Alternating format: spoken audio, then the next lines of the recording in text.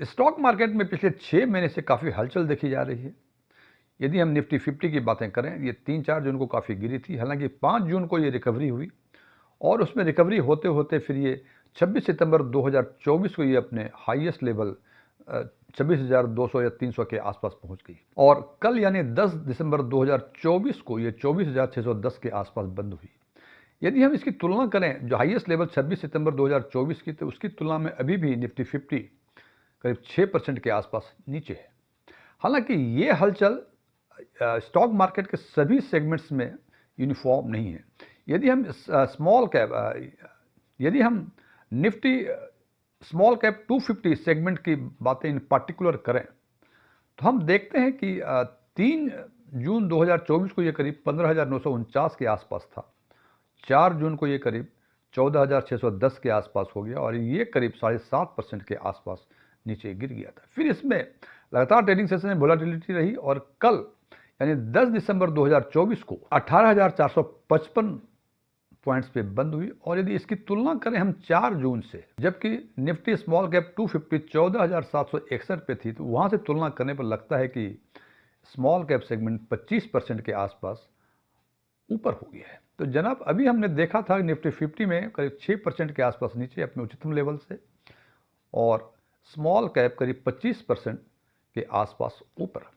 अब इस परिस्थिति में कॉमन इन्वेस्टर्स के मन में कंफ्यूजन होता है कि उसको स्टॉक मार्केट यानी इक्विटी मार्केट में या इक्विटी म्यूचुअल फंड में इंटर करना चाहिए, एग्जिट करना चाहिए, स्टे करना चाहिए। और खासकर क्योंकि देखा आपने निफ्टी 50 और स्मॉल कैप का मूवमेंट जो है वो अपोजिट तो नहीं कहें, लेकिन कुछ उल्टा डायरेक्शन में तो जरूर है। तो आज हम चर्चा करेंगे इन्हीं बातों पे कि जब स्मॉल कैप सेगमेंट में 4 जून के कंपैरिजन में 25% ऊपर मार्केट है, तो हमें लगता है कि ये काफ़ी महंगा हो गया है। लेकिन हम आज चर्चा ये करेंगे कि इसके बावजूद कि स्मॉल कैप सेगमेंट महंगा दिख रहा है, ओवर वैल्यूएशन दिख रहा है, क्या कोई ऐसे म्यूचुअल फंड्स हैं जिसमें हम इन्वेस्ट करके एक बेहतर रिटर्न प्राप्त कर सकते हैं।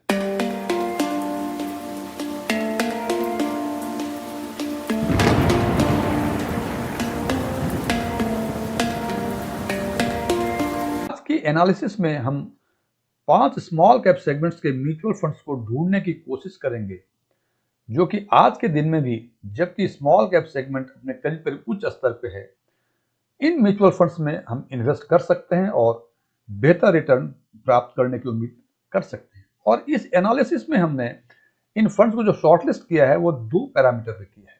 सबसे पहला पैरामीटर प्राइस अर्निंग रेशियो, इसको पी रेशियो ही बोलते हैं। जैसा कि ये नाम से मालूम होता है, प्राइस अर्निंग, उदाहरण के तौर पे यदि किसी म्यूचुअल फंड की price earning ratio P ratio 20 है, इसका 2 मतलब हो सकता है।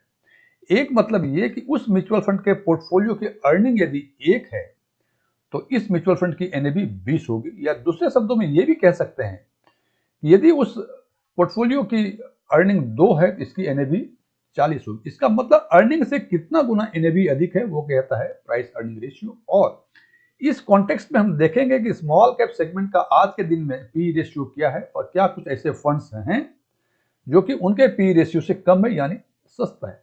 दूसरा पैरामीटर्स हमने लिया है कि वो सारे म्यूचुअल फंड्स जिनका P ratio small cap segments के पी रेशियो से कम है, तो उन फंड को शॉर्टलिस्ट किया है जो पिछले 2 वर्ष से कम समय में वो दुगने हो गए।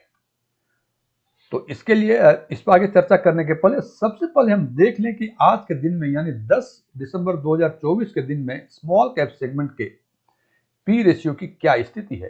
तो सबसे पहले हम देखते हैं कि स्मॉल कैप सेगमेंट का पी रेशियो 10 दिसंबर 2024 को 35.52 है। जनाब, आइसोलेशन में किसी पी रेशियो, किसी फिगर को हम इंटरप्रेटेट नहीं कर सकते हैं कि वो अच्छा है या अधिक है या कम है। तो इसको हमने आगे और इसको एक्सटेंड किया है और इसमें हमने ये देखा है कि पिछले 5 वर्षों में उनके 6 टाइम हॉरिजन्स, 1 महीने, 3 महीने, 6 महीने, 1 साल, 2 साल और 5 साल के टाइम हॉरिजन में लो, हाई, एवरेज, ये 3 पैरामीटर के बेसिस पे हमने इस पी रेशियो को एनालाइज करने की कोशिश की है। तो हम देखते हैं, यदि हम लो की बातें करें तो हम देखते हैं पिछले 2 वर्षों में जो लोएस्ट पी रेशियो था स्मॉल कैप सेगमेंट का वो था 16.9। जनाब ये 16.9 को 35.52 से कंपेयर करते हैं तो हमें लगता है कि ये दुगना के आसपास का है। लेकिन फिर भी मैंने कहा कि चूंकि पिछले 5 सालों का लोएस्ट है, ये आज का पी रेशियो है, तो it is not a very good tool to assess की अधिक है या कम है। सबसे जो अधिक लोएस्ट कैटेगरी में जो सबसे अधिक पी रेशियो है वो है 30.5, जो पिछले 3 महीनों का टाइम होरिजन में है। तो इससे भी लगता है कि जो लोएस्ट लेवल पे के हिसाब से ये काफी अधिक है, जबकि पिछले 3 महीने का लोएस्ट 30.5 है या 35.5, तो इट इज मोर, ये अधिक है। अब यदि बात करें पिछले 5 वर्षों में इन 6 टाइम होरिजन्स का पी रेशियो, तो हम देखते हैं कि ये जनाब 35.55 सारे टाइम होरिजन्स में। इसका मतलब जो कल का 35.52 पी रेशियो था वो पिछले 5 वर्षों का all time high P ratio था। इससे जनाब ये तो समझ में आता है कि स्मॉल कैप सेगमेंट आज के दिन में काफी महंगा है।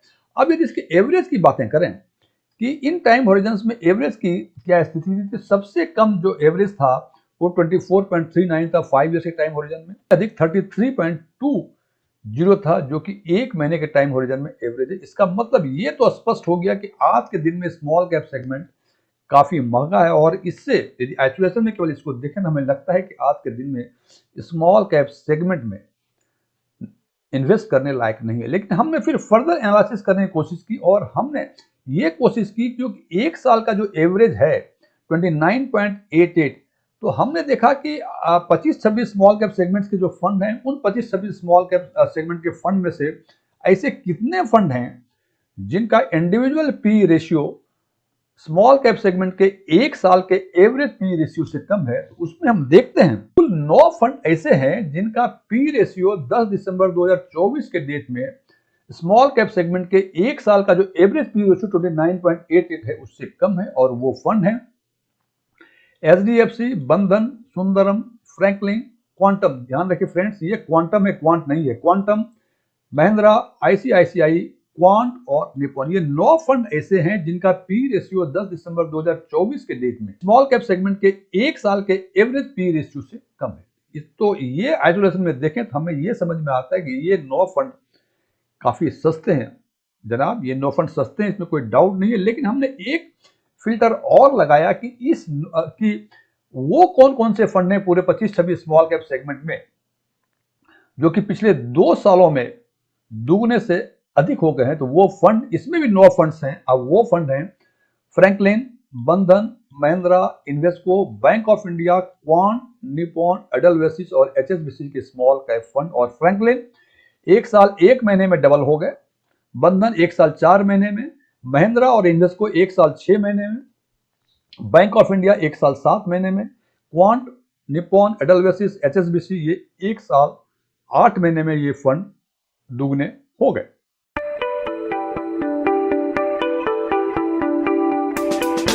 हमने देखा कि 9 फंड ऐसे हैं जिनका पी रेशियो 1 साल के एवरेज पी रेशियो से कम है, और 9 फंड ऐसे हैं जो कि डबल हो गए हैं लेस देन 2 इयर्स में। और सबसे कम फ्रैंकलिन इंडिया 1 साल 1 महीने में डबल हो गए। अब यदि इन दोनों फंड को हम अप्रोप्रिएट करें और कॉमन फंड निकालें कि ऐसे कौन से कॉमन फंड हैं जिनका पी रेशियो 1 साल के एवरेज पी रेशियो से कम हो और वो 2 साल से कम समय में वो दुगने भी हो गए हैं, तो वो फंड हैं, ऐसे 5 फंड हैं। वो है बंधन, फ्रैंकलिन, महिंद्रा, क्वांट और निपॉन। बंधन 1 साल 4 महीने में ये दुगने हो गए और इनका 21.21 पी रेशियो है, जो 29.88 जो 1 साल का जो एवरेज पी रेशियो उससे कम है। फ्रैंकलिन 1 साल 1 महीने में है लेकिन इनका पी रेशियो 24.81 है। महिंद्रा 1 साल 6 महीने में, इनका पी रेशियो 26.76 है। क्वांट 1 साल 8 महीने में, इनका 29.26 है। और निपॉन 1 साल 8 महीने में, इसका 29.31 है। तो फ्रेंड्स हमें लगता है, ये मेरा अपना एनालिसिस है कि ये 5 फंड ऐसे हैं जो कि डिस्पाइट द फैक्ट कि स्मॉल कैप सेगमेंट आज के दिन में काफी महंगा है, फिर भी हम यदि इन 5 म्यूचुअल फंड्स में यदि इन्वेस्ट करें तो शायद हमें बेहतर रिटर्न मिलने की पूरी गुंजाइश है, क्योंकि इनका परफॉर्मेंस भी काफी बेहतरीन दिख रहा है। जो 2 साल से कम समय में ये दुगने हो गए हैं और या यूं कह लें कि फ्रैंकलिन इंडिया तो 1 साल 13 महीने में दुगने हो गए हैं और इनका पी रेशियो पिछले 1 साल के एवरेज पी रेशियो से भी कम है। सो हमें लगता है कि ये फंड इन्वेस्ट करने के लायक आज के दिन में बेहतर हो सकते हैं। हालांकि जैसे मैं बार बार कहता हूं कि फंड का शॉर्टलिस्ट करना, इन्वेस्टमेंट का डिसीजन लेना, ये सब डिपेंड करता है इंडिविजुअल के परसेप्शन पे, उसके रिस्क टॉलरेंस लेवल पे, उनके फाइनेंशियल विजडम पे। इसलिए यहां भी आप निर्णय खुद लें, हालांकि ये मेरा ओपिनियन है।